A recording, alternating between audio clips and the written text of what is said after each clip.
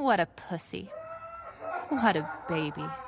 I thought I'd found a real man, but he's just like a little girl. Love is a magical thing. Love will make you feel like a queen or a king. Unicorns, rainbows, lucky charms await you in your true love's arms. Hello everyone, welcome to our second episode of Exploit It for this week. I'm Alexis Jowski. And blessed be. Blessed be. Bright blessings.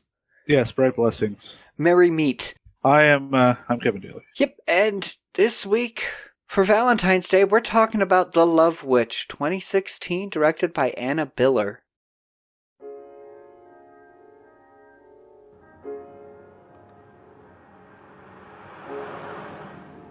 After Jerry died, the cops wouldn't stop harassing me. They couldn't prove anything. They actually thought that I killed him. Anyways, San Francisco got to be a really bad trip after you left. And that's when I remembered you had that extra apartment. Hey. Hi, I'm Trish. Hi, Trish. Well, what do men want? Just a pretty woman to love and to take care of them. Love me. Love me. What I'm really interested in is love. You might say I'm addicted to love.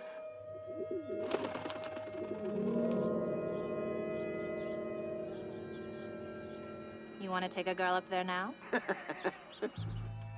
You want some? What is it? I met this great-looking guy, and I used love magic on him. Then he got really weird on me. All these emotions started flowing out of him. Then he got really sick. What is it, Wayne? What is it, baby? What a pussy. What a baby. Wayne.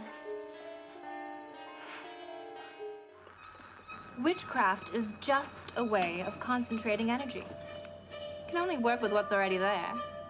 I just use sex magic to create love magic.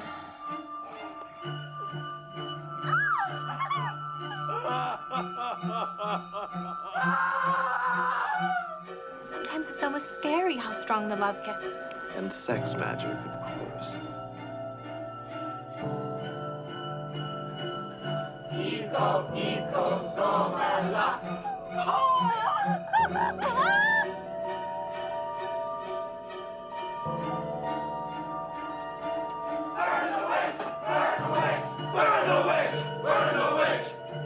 I would do anything for love.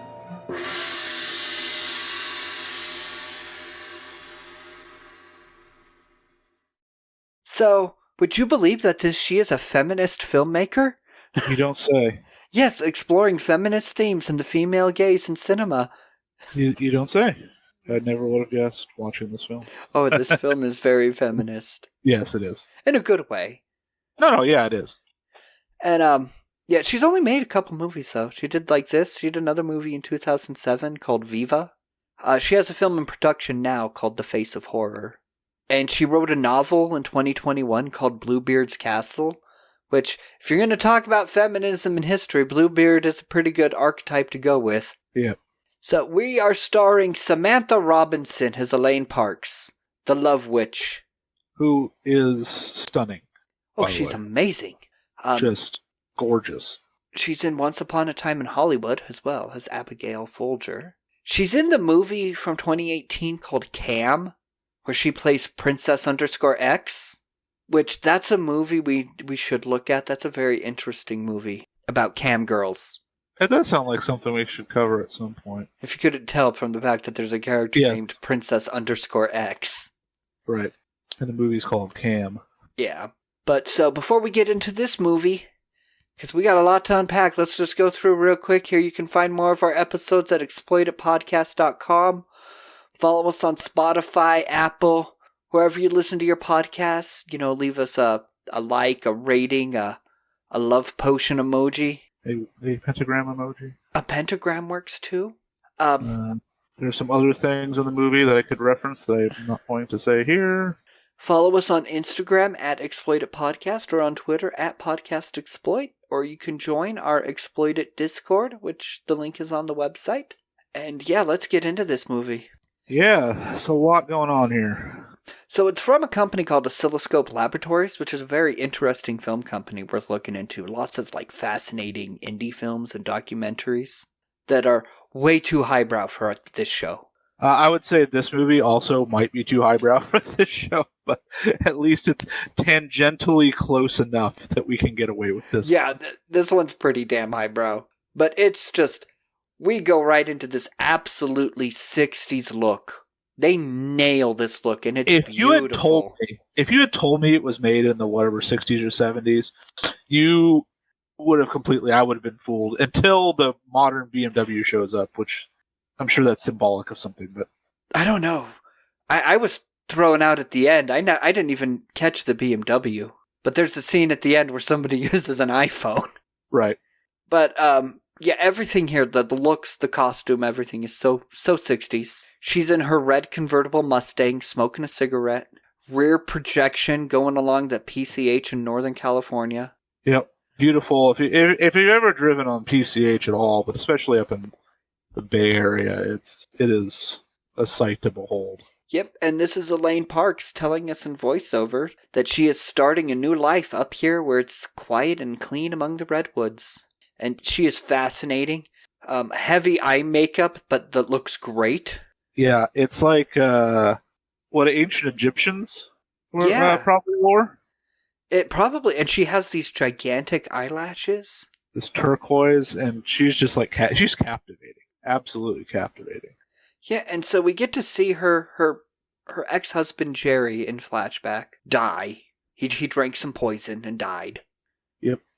And she's like, I just had a nervous breakdown when he left me, but I'm cured now. Yeah, she ended up at like in this institution or something too. Like... Yeah, but it was the cult that saved her, the witch cult. Yeah. They blindfold her. They did some sort of like witch ritual. And everybody's naked, except for they got these capes on, but they don't cover genitals. We see old dong. There's just a dude hanging some dong there. A little bit of bush. Yeah. And actually the nudity in this whole movie is rather tasteful. Yeah. It's usually done artistically or purely because of, like, that's how the religion works. It's naturalist. There we go. That's a good description. The nudity tends to be very naturalist. Yeah, and not exploitive at all. And, so she's pulled over by a cop who just says, your tail light's out. Thank you for letting me know. Okay, bye. But I don't know. There's some aura with that scene. There's something with that scene. I don't know what it is. It's just, there's something. There's something with, like, every scene in this movie, and I feel like if I were a smarter and more educated person, I would have a better understanding of what everything means. Because there's a movie here with a relatively easy to follow plot. Yeah, but I'm not saying this isn't a Lynch film where it's like, oh shit, I have no idea what's going on. No, there is a cohesive, very easy to follow plot, but every single shot and scene is steeped in meaning and feminist theory and. I mean, you have the colors, red and black and white show up. Oh, yeah. Repeatedly in both, like, costuming and... Well, all the colors in the movie are taken from a deck of tarot cards, which they mention in the movie. But it's also the aesthetic of her apartment, but It's also the aesthetic of the movie. And yeah, so she says in voiceover, according to the experts, men are very fragile. They can get crushed down if you assert yourself in any way. Accurate? Accurate, yeah. And that starts this whole movie's beginning discussion about gender roles and fragile masculinity. And, that's the movie. Yeah, well, and it's a lot of it's also, we're not, as a man, I was not taught how to deal with my emotions very well. Oh, yeah. And I'm hoping the generation of our children is a little better about that because it's been a struggle for me. Oh no, there's people that still want boys to be raised a specific way. I know. And so she pulls up to her bizarre ass looking Willy Wonka house. It's a Victorian. Yeah, it's very purple. It is very purple. And then that's where she meets Trish in her pink pantsuit and her British accent. Yeah. Trish, who the whole movie, I'm like, I swear I've seen this woman in somewhere else. She's so familiar. Yeah. And I looked her up, and I've seen nothing that she's done. She's done a lot of stuff, but none that I've seen. So, she's done voice work in video games too, but not any that I would know. Yeah, it's always strange when that happens, right? Yeah, but I swear I know this woman from somewhere. But she's very friendly and nice, and she's an interior decorator. And Barbara's an artist, so they're kind of clicking. Yep. With Elaine. Barbara is the woman that owns the house. Right. Barbara is one of the other the witches. Coven. Yep. Because who's a friend of hers who owns the house. Yep. Trish asks, "How do you know Barbara?" And Elaine says, "We used to dance together in San Francisco." And as I wonder what kind of dancing it was. We see Trish give Elaine this once over, and you can see she makes a judgment. But she explains that. She's like, "I hope you like the apartment. It's a bit garish. Barbara had me take all the colors from the Thoth Tarot deck." Yes. Which, so did this movie. Yep. And we see the room, and it is decorated to hell in witch stuff. Yeah, it is very, very traditionally witchy. Yeah. Not in a horror movie kind of way, but in a practicing Wiccan kind of way. And the first thing we see in there is just this big painting of a naked woman and fire, tits out. Yep. And there's a bar, because 60s, I guess. It is very cool looking, though. Oh, it's an amazing looking apartment. Very colorful. Very eclectic, and suits the personality of its renter very well. Yeah, and, Elaine is like, "Trish, I love it. It's in my taste exactly. I was going to go get a bite to eat. Do you know a place?" And Trish is like, "There's the Victorian tea room. We could go together if you don't mind the company." And I'm like, the Victorian tea room. Like, it's pretty cool. Yes, but if you're going to talk feminism and gender roles in history, the Victorian age is like where you go. It's interesting because Trish goes, "Oh, I love Victoriana." I'm like, "Me too," but not gender relations during the era. Maybe one of the things I like about it even is this duality of like the romanticism of the Victorian era, the costumes, the suits, the hats, the canes, just the aesthetic of it all. But a lot of our problems stem from Victorian morality and Victorian desire to place itself above the classics.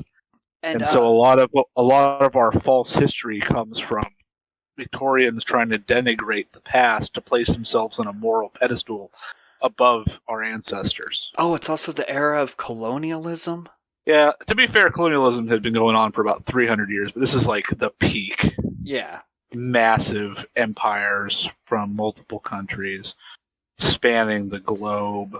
And so as interesting as the Victorian era is, it's important to realize that for all the romance of it, there's a deep-seated, seedy underbelly, which is also maybe one of the allures to it, to be fair. Yep.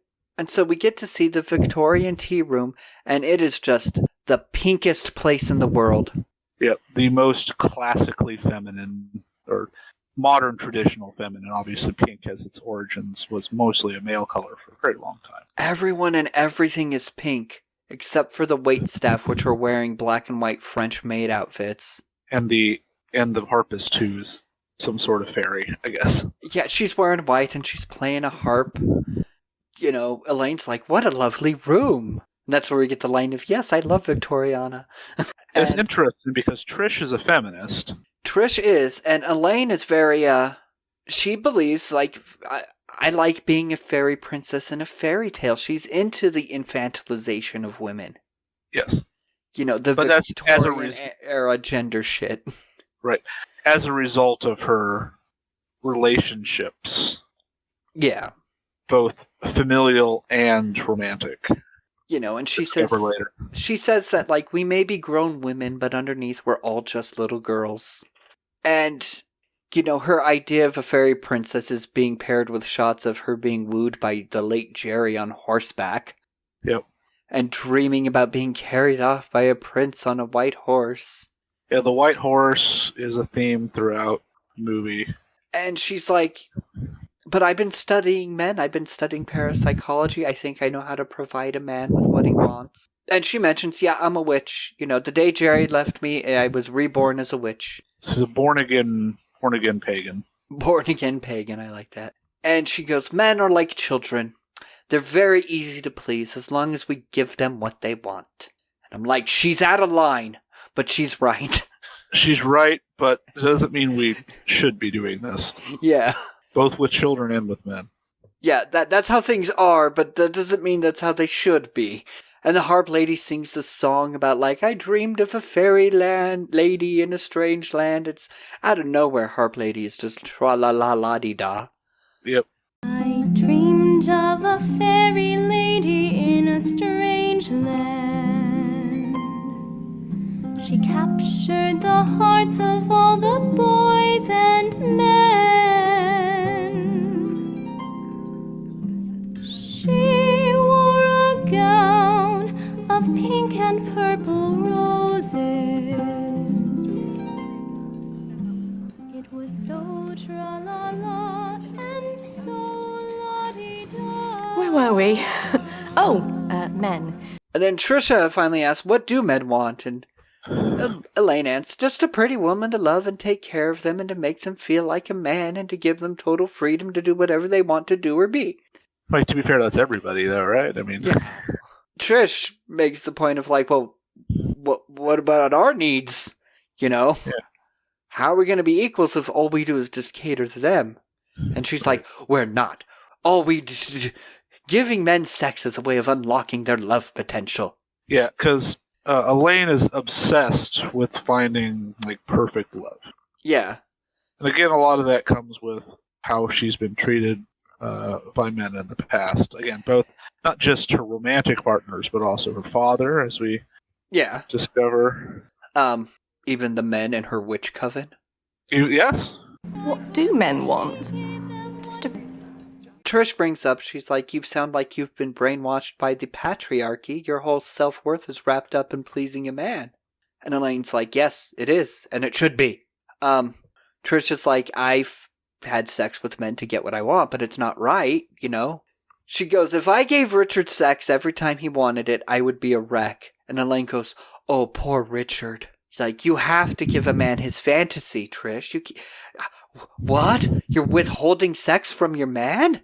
So it's very interesting. They're different views here. Yeah, the worldviews are very different. Yeah, and Trish is like, a husband isn't a prince. We live in the real world. And Elaine's like, maybe life would be a fairy tale if you pleased your husband more. Little judgy there, Elaine. Yeah, and then we get to meet Richard briefly. Because he pops up and Trish is like, oh, silly Richard, this room is for women. Yeah, because the tea room is a woman's... Yeah, and that's that kind of separation of genders, which is why it's the Victorian tea room. Right, exactly. So, we get to see Elaine painting back in her apartment. She's painting a naked woman with a unicorn and all these men and her weird-ass love fantasies, and it's a very Renaissance-looking art style that she's doing. Her art style is very much like the tarot deck. Yeah. And then she's making love potions, all kinds of herbs, and following this, like, witchy alchemy book. Yep. And she's casting love spells, and everything is so technicolor. Yeah, it is. This is a beautiful film. Just want to throw that out there. Oh, it's very beautiful. And she's like, Goddess, please send me a beautiful, sweet man to love me, love me, love me, love me, love me. Yeah, she's so desperate for love. Yeah. So she's out in town the next day, wearing that tight black dress and jacket with the knee-high boots. Yep. Got the black on now. Yeah. Showing lots of thigh. Getting all kinds of second glances from men, but she pays them no mind. Cat calls. Oh, yeah, she does get cat calls, just ignores them. walks right into this apothecary. Yes. She's there to sell her soaps and candles to Wendy, who runs the place, and that goes good. And they're like, bright blessings. Yep. Little Wiccan store in town. Yep. In this tiny little town, they just have this magical Wiccan store.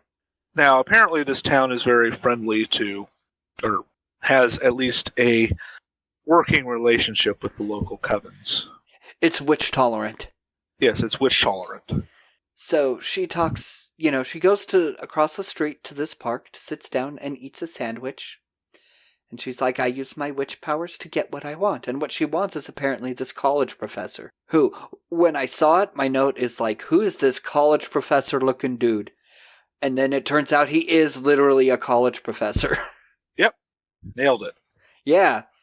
And she just stares hard. And it like bewitches him because he's talking to some student. But then when he sees Elaine, he's just, goodbye. Yep. And she says, using your will to get what you want. And I'm like, yeah, but being dressed like a sex worker helps too, Yes, it does. This man is Wayne. Yep. He loves nature. He's got a house out in the country where he goes to relax. And Elaine just turns it on hard. She's like, do you take your wife there? No, I'm not married. Do you take girls out there? Oh, well, yeah, sometimes. Do you want to take a girl there now? Yeah, Elaine not known for her subtlety. Yeah, dial it back, Elaine. But it works, because he's like, yeah, my car's right over there. Let's go now. Yep. And they arrive that night, and he's like, I want to make love to you right now, here in the car, like when we were kids. Again, just why? Why the car? Yeah, and she's like, first drink this, and hands him a flask, and it's her love potion. Which he's like, damn, this shit's strong. Yep.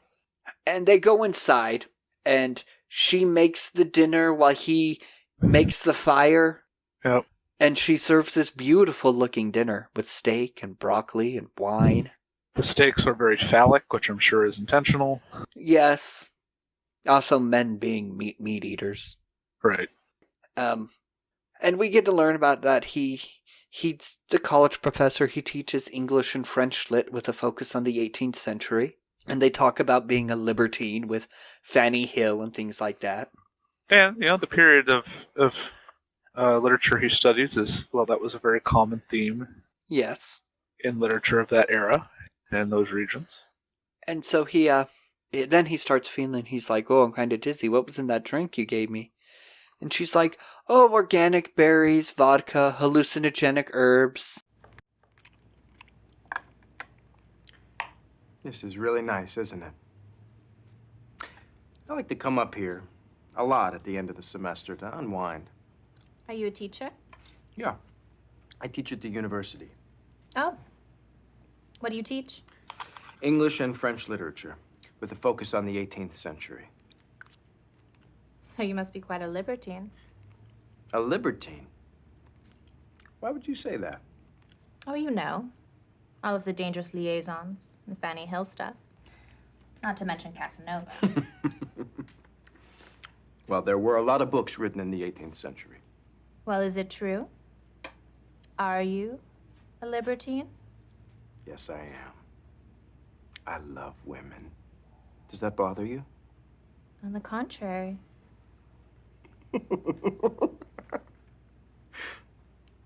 Oh. I feel strange. Dizzy. What was in that drink you gave me? Organic berries, vodka, hallucinogenic herbs. Yeah, casual hallucinogenic herbs. And he's like, what? Hallucinogenic herbs? You're a wild girl. And he starts tripping. Yep. He's seeing colors, everything's vibrant. And she's like, let me make myself more comfortable. And she opens her jacket, and her black coat is lined with rainbows. Yep. And her amazing Technicolor Dreamcoat, is literally blinding him. Yeah. He's like, it's so bright, and he's holding his hand up. And we get the weird line of, you have two selves, dark and quiet, that you show the world.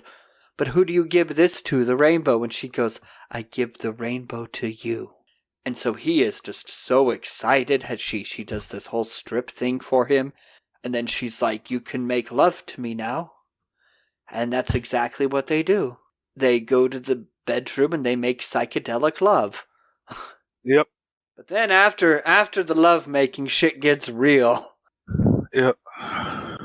Wayne is crying and crying, and he doesn't know. He's so full of emotion. Right, because again, we're not exactly taught.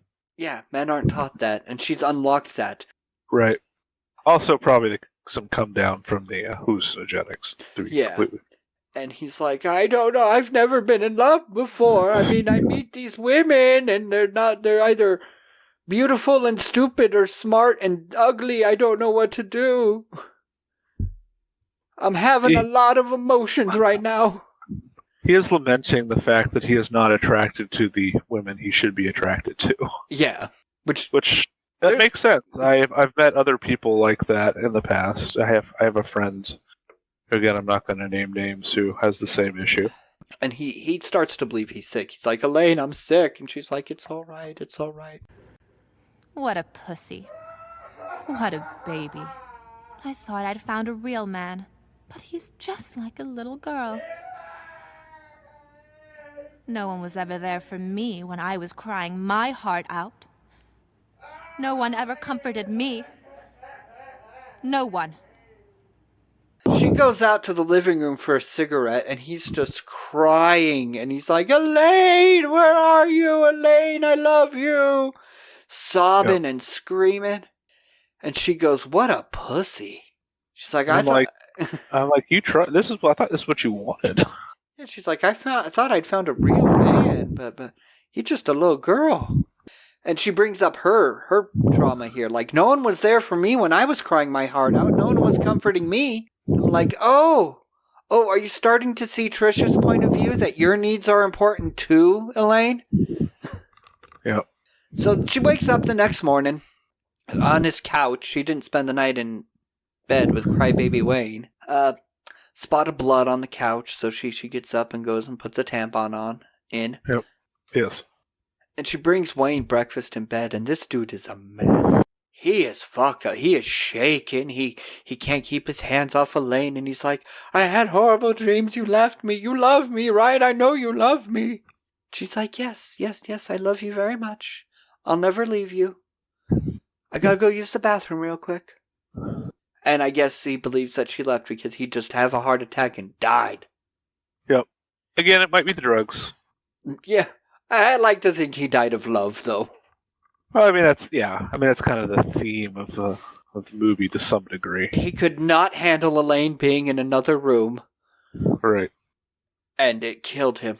So she goes out wearing a thong and picks flowers and makes this weird ass. It ain't a tea. No. She pees in a jar, and then she puts her used tampon in it and some herbs. And then she gives a little bit of voiceover about tampons. She's like, tampons aren't gross, women bleed, and that's beautiful.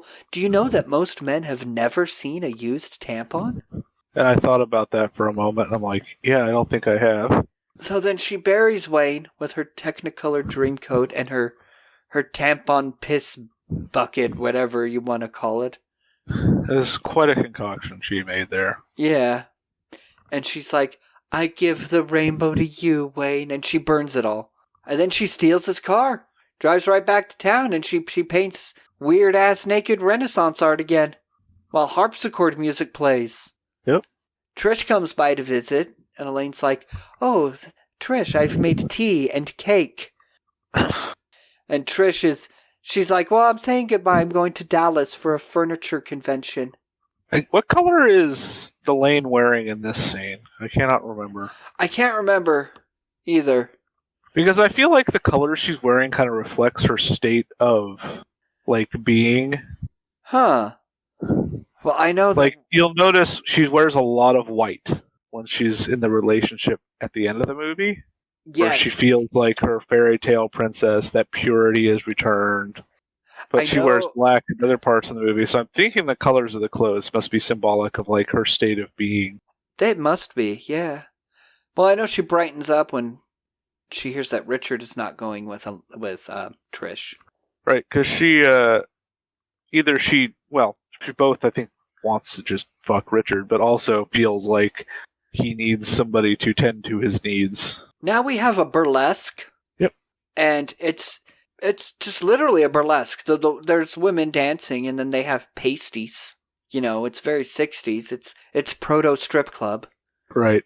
Elaine's just hanging out there with her friend Barbara, and she's being vague, though. She's like, I had an experience last week that worked me up. I used my love magic, and it got weird. And Barbara's like, yeah, that's because men can't handle their emotions. And then they invite this wizard to their table. Gahan is his name. And they're all merry meet, bright blessings. And Gahan, weird greetings that he has. He kisses Elaine's stomach, then her sternum, and then her lips. It's bizarre. It is bizarre. And then I think there's some discussion about the sacred feminine here, and yeah, there is. Also before that though, he's like, "Hey, I heard you women talking about love spells. Let me go ahead and mansplain them to you." Yeah, this guy's a shithead. Yeah, but Gahan and Barbara, they teach Wiccan classes, which it's like community college Hogwarts. Yeah, essentially. Yeah, and then we have two students that are here to learn about, dance, and we get these two blonde twins. Yeah. Named Star and Moon. Right. And they're wearing white. Yes, they are wearing white. And they're like, all witches need to figure where their power lies. A woman's greatest power is her sexuality. And then Barbara has this line of, the whole history of witchcraft is interwoven with the fear of female sexuality. That's a goddamn college thesis right there. Yes, it is. And she starts going in, they burned us at the stake because they feared the erotic feelings we elicited in them. And like, yeah, you're right. I learned this too in college. And what's interesting with film is when you have witches in fiction, generally, they're always a metaphor symbolism for something about women. Right. Whether witches are representing that, women are evil and bad and, lustful, or witches are an empowering symbol for women. You rarely have, I don't think I can think of a single story where witches just being witches. Right. Maybe The Craft, I don't know. Yeah. But yeah, so the Barbara goes off, she's just talking about this whole history of gender relations. Marriage is used to keep women in bondage. And I'm like, damn, this woman just spit in feminism. Yeah. And they're like, you gotta use sex magic to destroy a man's fear of you and open his heart to the floodgates of love. Blood sugar baby. Blood sugar sex magic. That's right. So this is where Emmanuel gets her powers from. Yes. She founded this coven. Right.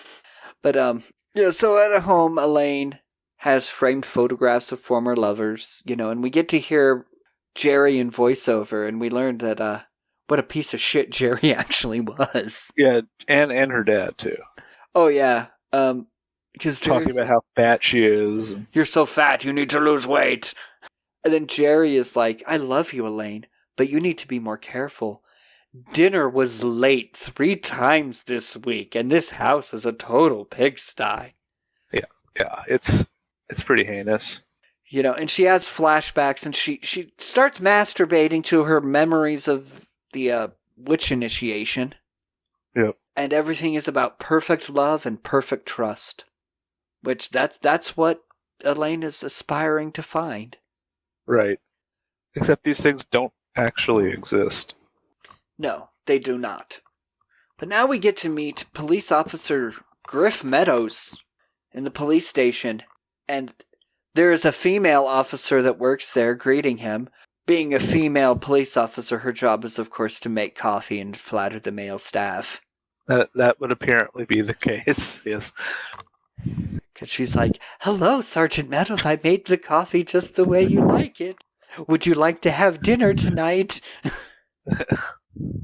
But no, they gotta go investigate Wayne's cabin because that professor's gone missing.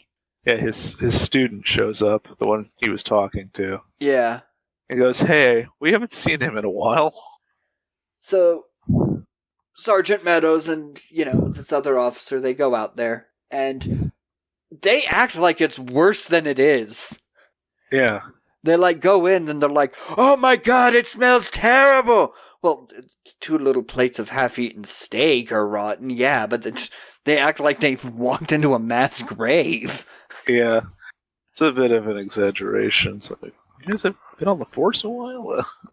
They look in the kitchen where, Elaine made her concoction. Maybe sex magic just leaves like a heinous smell. Yeah. And then they find the witch bottle. Yeah. And they don't know what it is because most men have never seen a used tampon. Right. Also, most people have never seen a witch bottle, to be fair. I don't think I've ever seen one outside of this movie. Yeah, I was not familiar with the idea, though. I mean, I'm sure it's a real thing. Yeah. So, as they dig into the grave, that shot matches into Richard digging into a cake at Elaine's apartment. Yep. And she's wooing him. Even though Richard and Trish have been married for 10 years, Elaine's gonna make her move. Because she's like, poor baby, Trish has left you alone for the weekend. And she gives him this gigantic glass of wine. Good Lord. Yeah. Huge goblet. It's that community wine goblet from Satan's School for Girls. Yeah. It's a big one. Yeah, and he's drinking it, and he's a very milquetoast guy, okay? Yeah, he is. And Elaine's like, tell me about all your fantasies. And his fantasies are to, like, he wanted to be Steve McQueen or the bank robber in the Westerns or to have some sordid love affair or get into some mischief. So she's like, go ahead. It's one of those things where, like, everything it's kind of taboo, so it's exciting and dangerous. Yeah. And when you start going through a midlife crisis, like Richard is obviously going through, those things kind of jump to the forefront. Yep. So Elaine's like, well, I'm going to give you these things, I'm going to cater to your fantasy. So she turns on the music, does this intense striptease, and, her and Richard have sex, and she's like, I'm the love witch. Yeah. I'm your ultimate fantasy. Meanwhile, Sergeant Griff Meadows goes to see he says a witch doctor, but it's just a professor of occult studies at the university. Yes. He's an occultist. He's familiar with occult lore and... Yeah, but from an academic way. Academic way. Not yes. a practicing way, because all of his academic stuff, it's worshipping Satan and performing sacrifices. Look at all of these pictures of women kissing Satan butt, and, it's all like... Well, he explains about black witches and white witches. Yeah, but his views are very Salem. Yes. We do get to see some of these ancient rites he speaks of, because we get to see Barbara dressed like a bondage goddess while Gahan worships her body. Yep. And there's this whole coven of naked men and women of all ages. Yes. Well, Gahan looks like a goof with these antlers on his head. And everyone joins hands all naked and they chant something in foreign languages, and this is followed by easy listening jazz and refreshments. And refreshments, yeah. You gotta I swear I thought this was going to transition into an orgy. Nope, they just have some punch and eat cookies and talk about, well, bright blessings. How's your week been? How's it hanging? I mean, I saw it already, but how's it hanging? Yeah. Link's like, I'm back on the dating scene. Oh, things didn't work out with your married guy. Oh, no, he became obsessive, crying and acting like a little girl. But, he's a Pisces. And then we get to see how bad off Richard is. He's writing all of these love letters to Elaine that are like, why haven't you returned my calls? I'll die without you. Yeah, he is. He's not in a good place. He's got like 3 days worth of stubble, and he's guzzling booze. Yeah, he is a raging alcoholic now. Yeah. And Trish is like, are you coming to bed? He's like, no, gulp, gulp, gulp. I have more work to do. And she just stands there and watches him finish like an entire carafe of liquor. And this dude broken. Yeah, he's not doing well. He's having memories of Elaine, and he's crying and just drinking bottle after bottle of alcohol. Yeah. And then meanwhile, Sergeant Griff is still investigating, and he's like, he ends up at the witch, the apothecary, and he's like, "Have you ever seen a witch bottle before?" And she's like, "Well, yeah, we have them, but I never saw one until this girl started supplying them to us." Right. And so he goes to see Elaine, who's at first not welcoming. No. Because he's like, "I'm the police." "Oh, what do you want? Do you know Wayne Peters?" "Nope, can't help you. Goodbye." Yep. He's like, wait. Do you make these bottles? You ever seen one containing urine and a used tampon? Very specific. Yeah. And then he's like, "Miss Parks, are you a witch?" And she's like, "Yeah, I am. So? Are you persecuting my religion, officer?" Ew. And he's like, "Please, call me Griff." "Oh, do you like animals, Griff?" "Yes. Do you want to ride horses?" And she's like, "Oh, yes, let's do that. Let's go on a horse date." And so they do that. His day off work, they get on some horses, they ride around the woods, and they run into a random pop-up Renfest. A pop-up Renaissance fair. Just out of nowhere. It's just there. Just pretty much just her coming. Yeah, but it's not like they're doing this for anybody. They're just... They're doing it for themselves. Yeah, the only guests they have are Elaine and Griff. And I don't think they planned it.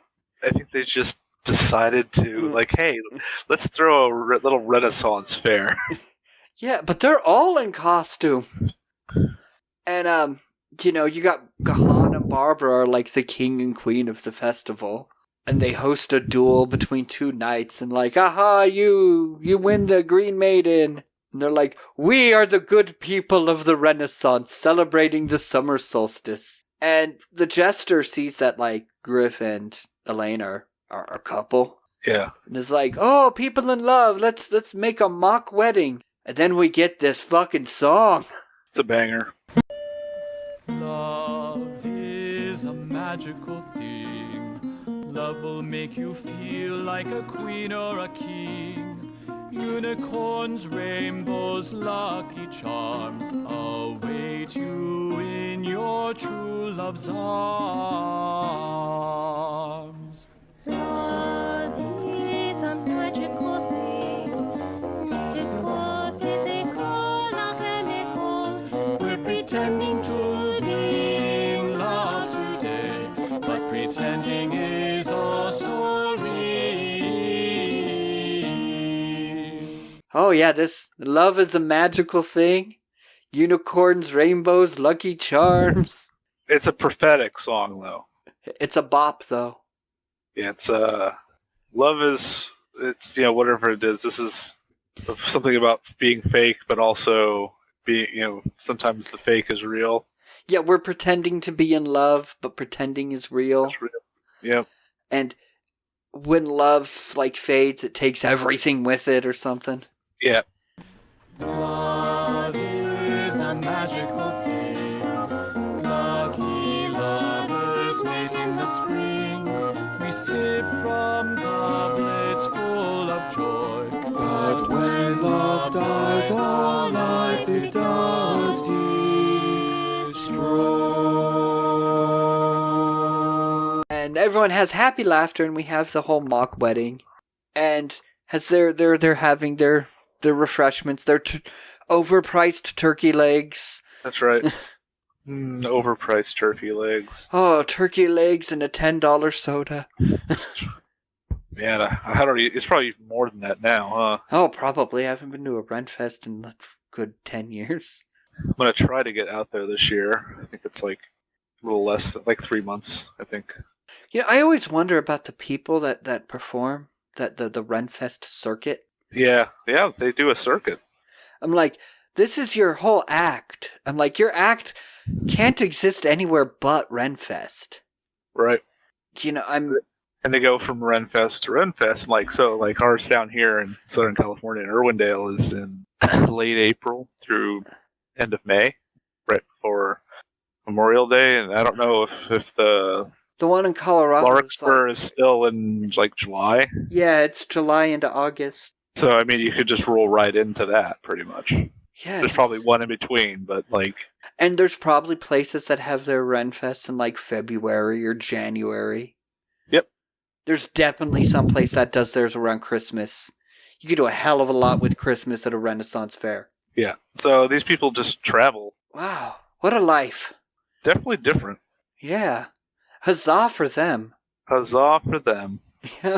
But anyway, so we get a bunch of voiceovers from Griff and Elaine back and forth. Griff's like, I'm not in love. Love is soft. You need guts. He's like, however, I need an heir, so I will need a wife. But love is something else. It destroys men. Yeah. And Elaine's like, oh, love is wonderful. If you really love a guy, something it opens. I totally have found my one and true only. Yeah. Well, Griff is like, the more you get to know a woman, the less you feel about her. Yeah, they have two opposite views. She's talking about, the more you know them, the more you like every little weird thing they do. And he's like, no, it's the opposite. The more you know them, the more you hate them.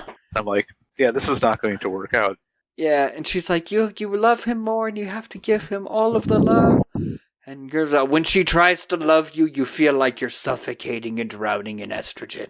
So Griff goes back to work. He turns down Connie for a dinner date because I guess he's dating Elaine now. Yeah, I guess so. And he's like, we're dropping this case, We have a policy of leaving the witches alone.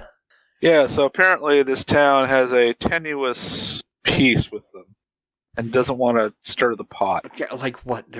They're natives on a reservation? Well, I mean, have you seen the people at the burlesque? Yes. And I think that's what they're trying to avoid. Incidents like what will happen in a few more scenes. In a few more scenes, yeah. Yeah, well, when they were at the burlesque earlier, and Han is like, we must pray for the dancing and the wine, and somebody just stands up and it's like, go home, witches! Yes. But yeah, so, Griff's partner is like, hey, I found out all the shit about Elaine, her dead husband, and Griff becomes passionate, and he punches the cop and hit the Griff. You get classic buddy cop lines of, you're out of line, Griff, yep. Way out of line. Yeah. So Trish is now having coffee. She's worried about her husband, so she goes up to check on him, which she would have checked earlier because he's dead now. Yep, he dead. He locked himself in the bathroom and slit his wrists. And I love how it goes from the blood that she's seeing on the wall right into this red sauce on a cake that Trish depressingly eats at the Victorian tea room. And now Trish in mourning is wearing black, and Elaine is in white. Is in white, and everything around them is still pink. Well, yeah. The tea house doesn't change just because their mood changes, but their clothes do. And so Trish is like, maybe you were right.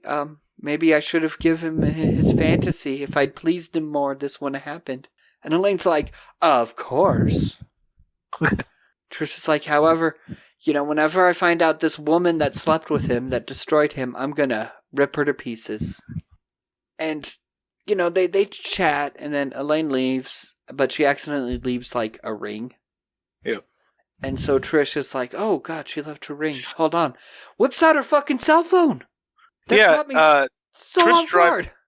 Trish drives a modern BMW, and if you look at the background scenes, you can see modern cars everywhere. And I'm wondering if this is some sort of symbolism.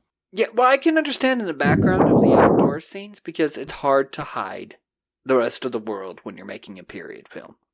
Right, but in this case, you have Trish, who has a modern BMW. She pulls right up to when you first introduced to her. And she pulls up to the house. She's in a modern BMW, even though Elaine had showed up in a Mustang from that era, and what was his name? Wayne drives a period car. And maybe that's what it is. You have maybe it's this older idea that the ideals of the people who drive the cars representing what era they're living in. Yeah, Trish has a more modern ideal about femininity and gender Right. relations. You know, what about our needs? You sound like you're brainwashed by the patriarchy. Right. So she drives a modern car. She has a cell phone. Yeah, she communicates by cell phone instead of calligraphied letters. Right. And so she goes to Elaine's apartment to drop off the ring, and she's perturbed by all the strange erotic artwork. And then she sits down and it starts just by putting on some of Elaine's blush, and then she's putting on eyeshadow, putting on the wig, and then goddamn she's putting on Elaine's underwear. Apparently they wear the same size. Yeah, apparently. And that's when she finds the shrine of ex-lovers. And Richard is one of them, and there's the love spell for which Richard with the correspondence. Right. And that's when Elaine enters, but Trish is just at her. She's like, "You bitch! You killed my husband, you skank, you whore!" Yeah. And so she does not kill Elaine. She runs off like, "I'm going to tell the police. I got all the evidence now." Yeah. Elaine tries... She says specifically, "You'll burn for this." Yeah, you will burn at the stake. Yeah, one might say. Yep. Elaine futilely tries to cast a death spell where she's like, "Crash, crash, die, die." Doesn't work. No. Trish does not crash, and she does not die. We get her hanging with her coven. They cast some sort of spell. And then we get the burlesque, and now Star and Moon are dancing. Poorly. They're wearing yellow leotards.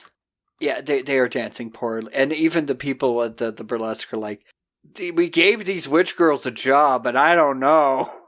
But the audience is entranced by them. The audience is entranced. Because sex magic. Yeah, they're doing sex magic. And, but the other girls are like, they can't dance at all and they're creepy. But also we get Griff is there with Elaine saying, "Hey, Elaine, I gotta arrest ya."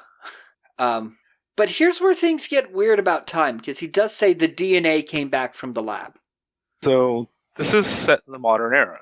Yeah, because at first my notes were like, "Oh, well, this is obviously the 60s because she left an entire bottle of DNA behind." You know, and they don't do anything. And then, yeah, we have cell phones and DNA, but then we have all these people smoking at a bar in California? There's a lot of anachronisms in this movie, and I think it's, again, to represent the social mentality of each individual in the film. Yeah, and so Elaine's defending herself. She's like, "I didn't really kill them. They died of love." You know, and she goes, "I take what I need from men and not the other way around." Because what she needs is love. Right. But is she really getting that? No. And Griff's like, "Well, I'm sorry, I got arrested." Well, she thought she was getting it from Griff because she did not use the potion on him. Right. And it didn't work out the way she wanted. Because, well, she killed people and he's a cop. Right. And then the whole club turns on her. They're like, "That's the witch! Thou shalt not suffer a witch! Burn the witch!" Whole damn club tries to gang rape her. Yeah. I'm like, man, are we getting this again? Griff manages to pull her out of there before any penetration can happen. Yeah, luckily Griff manages to fight off all these. Takes a few blows in the process, but he gets it done. And so they're back at her apartment, and he's just stoic. He's silent. He's pissed off. She tries to use the love potion, but he just slaps it away and stares her down. And you start noticing things. Remember, she's been painting. Yeah. And, there's a scene on the wall where this woman has stabbed open this guy's chest and has pulled out his heart. And there's a goblet on the floor. Huh. There's a goblet on the floor now. Yeah, and there's a knife in her hand. Yeah, how about that? And, well, she can't take this, like, non-love coming off of Griff. Right. He's giving vibes, and none of them are romantic. And so she kills him. Stabs him in the heart. Yep. And then she just sits there, just, like, zoned out in her own fantasy world. Yep. Where everything was a happy fairy tale ending. Yeah. Griff is dressed as a king and proposing marriage. He's a Prince Charming on a white horse, and they go away together as the whole Renfest joins in the reprise of Love is a Magical Thing, which, by the way, that song slaps. It does slap. And that's how the movie ends. Yeah. I mean, she did say he was her fate. Yeah. Cards didn't say exactly what that fate was. This is such a unique movie. It's very different. It is very artistic. It's got a lot of subtext to it. Themes. I mean, I'm sure there are tons of things written about this film. If I wanted to go do scholarly research and stuff. There has to be. And, there's probably... The symbolisms and the nature of the duality and of time. There's tons, I'm sure. I got a glance of it just basically from a Wikipedia. You get an idea of oh yeah, there's a ton of shit out there. Which, that's a good film. I mean, remember when we did Mandy, we talked about Jungian psychology for 30 minutes, and this we have a lot of feminist themes, deconstructing of the sacred feminine, the inherent sexism that is even tied to modern paganism and the abuse that a coven leader can have over the women in their coven. So let's talk about Betty Friedan for 30 minutes. Yeah, it's an interesting film.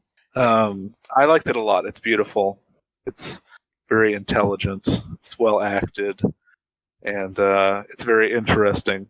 It probably takes a few watches to really catch everything. So there's a lot of subtle things in it.